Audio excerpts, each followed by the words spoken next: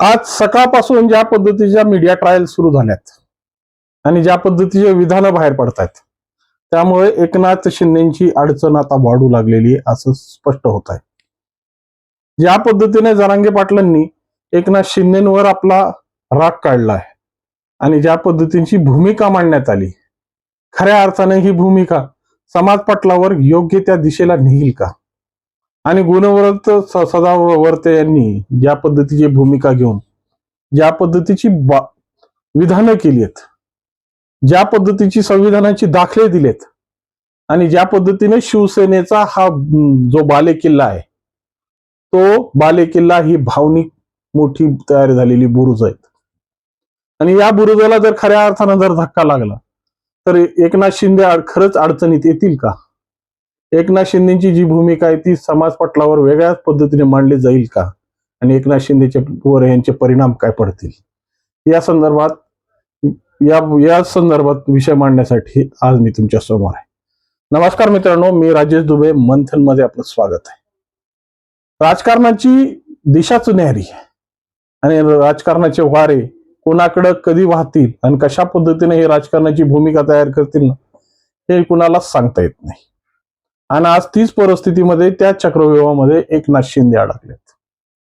या पद्धतीनं कुणबी प्रमाणपत्राचं जी रद्द होण्याची प्रक्रिया, जी काही परिमाणं किंवा जी काही परिस्थिती व्हॅलिडिटी ऑफिसनं म्हणजे जात पडताळणी कार्यालयाने पाहिली आणि ज्या पद्धतीने 4 प्रमाणपत्र ही रद्द करण्यात आली आणि त्याच्या संदर्भात जरांगे पाटलांनी ज्या पद्धतीनं याचा समाचार घेतलाय, वास्तविक स्वरूपात जरांगे पाटील नेहमीच समाचार घेतात, पण हा समाचार यावेळेस उलटा होता. कारण की ते शिंदे साहेबांबद्दल कधीच ब्र वापरत नाहीत. ते कधी शिंदे साहेबांना ऐकेरी भाषेत बोलत नाहीत. आजही नाही बोलले, पण जो स्वर होता तो वेगळ्या पद्धतीने होता. आणि ज्या पद्धतीने बाकी सगळ्यांची वाट लावली, विशेष करून बावनकुळेंची, त्या बावनकुळेंच्या परिस्थितीमध्ये ज्या पद्धतीच्या भूमिका मांडण्यात आल्या, ज्या पद्धतीने बावनकुळेंना च्या संदर्भात शब्द उच्चारण्यात आले, खऱ्या अर्थानं ती एक वेगळी भूमिका निर्माण होऊ शकते. परंतु ज्या परिस्थितीत दाखले देत देत अनेक भूमिका स्पष्ट झाल्या की जे संभाजीनगरची परिस्थिती आहे, संभाजीनगरच्या परिस्थितीमध्ये कशा पद्धतीने पाटलांच्या विरोधात जी काही मंडळी आहेत त्यांना साथ देण्याचा प्रयोग एकनाथ शिंदे गटाच्याकडून केला जातोय आणि वास्तविक स्वरूपात ही परिस्थिती ज्या पद्धतीने बाळासाहेब भवनामध्ये शिजली त्याचा विषय, हे असे अनेक कंगोरे आता राजकीय पटलावर मांडू लागलेत. आणि ज्या पद्धतीच्या भाषा आणि ज्या पद्धतीची व्यवस्था मांडण्यात आली आहे ना, ती खऱ्या अर्थानं आता धोक्याची घंटा आहे. कारण की शिंदे साहेबांच्या संदर्भात जी काही वक्तव्य झाली आणि ह्याचा समाचार ऍडव्होकेट गुणवर्त सदावर्ते त्यांनी चांगल्याच पद्धतीने घेतलाय.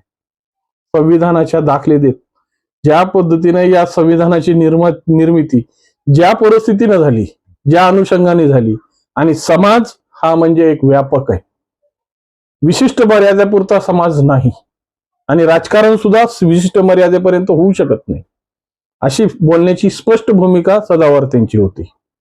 कारण ज्या पद्धतीनं मराठा असो किंवा ओबीसी असो किंवा एसटी असो किंवा एससी असो, सगळ्यांची माळ बनून या सामाजिक भूमिकेची एक सगळ्यांची मिळून एक माळ तयार झाली आणि या माळीमध्ये ज्या भावनिक लाटेवर जे आरूढ होतात ते सत्तेमध्ये येतात.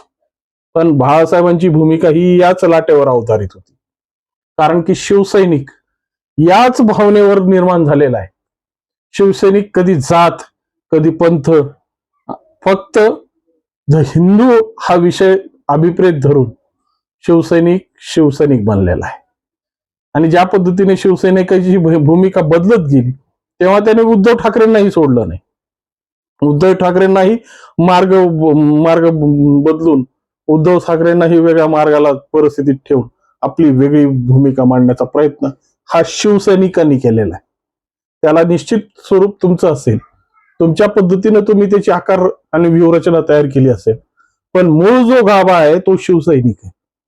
कारण की आतली जी गट आहेत, आतली जी भूमिका आहे, आणि आज न्यायालयामध्ये तुम्ही त्याच प्रकरणावर तुमच्यावर सध्या परिस्थिती चालू आहे.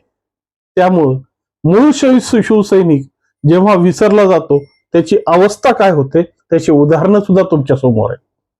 त्यामुळं या ज्या विधानांची जी परिस्थिती आज तुमच्या आजूबाजूला मांडण्यात येते, कदाचित या परिस्थितीमुळे अजून भविष्यात वेगळे काही संकेत मांडण्याचा तर प्रयोग नाही ना, वेगळ्या पद्धतीचे काही गणित तर निर्माण होत नाही ना. आणि या परिस्थितीत ज्या पद्धतीने उदय सामंतांचा फोन डायरेक्ट मीडिया समोर व्हायरल झालाय, मीडिया समोरच त्या गोष्टीची सगळ्या शब्दांकन मीडियाने टिपलेत आणि हे शब्द टिपल्यामुळं आता खऱ्या अर्थानं खरी अडचण एकनाथ शिंदेची सुरू झाली आहे का, असाच प्रश्न आता समाज पटलावर निर्माण होतोय. कारण की कंगोरे वेगवेगळे असतील, विषय वेगवेगळे असतील आणि ज्या पद्धतीने ज्या परिस्थितीत तुम्ही वागत असता त्या परिस्थितीमध्ये ती भूमिका येणारच आहे. ममत्व प्रत्येकाला आहे, पण ममत्वासोबत जे भान आणि जी परिस्थिती जपण्यासाठी जी महत्वाची भूमिका होती, ज्यांनी जपली नाही, ज्यांना ममत्व खुर्चीचं ममत्व जडलं, त्यांच्यासाठी काय परिस्थिती झाली. आणि आज राजकारणाची परिस्थिती ही जी वेगवेगळ्या पद्धतीने मांडण्यात येते आणि जे वेगळे आशय आज राजकारणात मांडले जात आहेत त्याची परिणिती मात्र वेगळ्याच पद्धतीची संकल्पना उदयाला आणण्याशिवाय राहत नाहीत. त्यामुळं आता एकनाथ शिंदे साहेब या संदर्भात कशा पद्धतीने हा गुगलीचा बॉल दुसऱ्या पोर्टमध्ये घालतील आणि ज्या पद्धतीची विधानं, ज्या पद्धतीची चर्चा सध्या समाज माध्यमांवर टिपल्या चालली आहे, ज्या पद्धतीचा आशय समाज माध्यमांवर मांडला गेलाय, त्याला कशा पद्धतीनं वळण करून सामाजिक परिस्थितीला जपण्याचा प्रयत्न करते. कारण की शिवसैनिक हा शिवसैनिक आहे, जरी तो उष्ट खात असेल, एकनिष्ठ असेल, कष्ट करत असेल, परंतु तो भावनेशी एकनिष्ठ आहे हे लक्षात ठेवलं पाहिजे. त्याला कधीच त्या बाबतीची भूमिका राहिलेली नाहीये.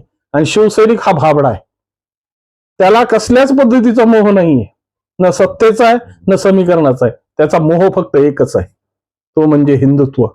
आणि त्या हिंदुत्वाशी जर तडजोड झाली, त्या हिंदुत्वाच्या भूमिकेवर जर काही गदा आली तर ती हिंदुत्वाची भूमिका कशा पद्धतीने ती बाजूला टप्प्याटप्प्याने बाजूला सरकते आणि कशा पद्धतीने मग एका मर्यादित विषयाशी त्याला निगडीत राहावं लागतं, याची उदाहरणं आज चांगल्या पद्धतीने मांडून बसलेलं आहे.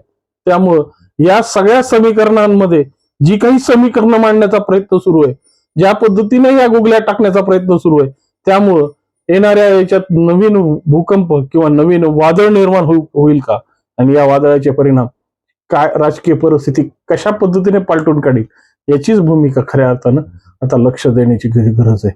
याबद्दल तुम्हाला काय वाटतं आणि याबद्दल तुमची काय भूमिका आहे ते निश्चित कॉमेंटच्या माध्यमातून कळवा. आणि व्हिडिओ आवडला असेल तर लाईक, शेअर आणि सबस्क्राईब करायला विसरू नका. नमस्कार.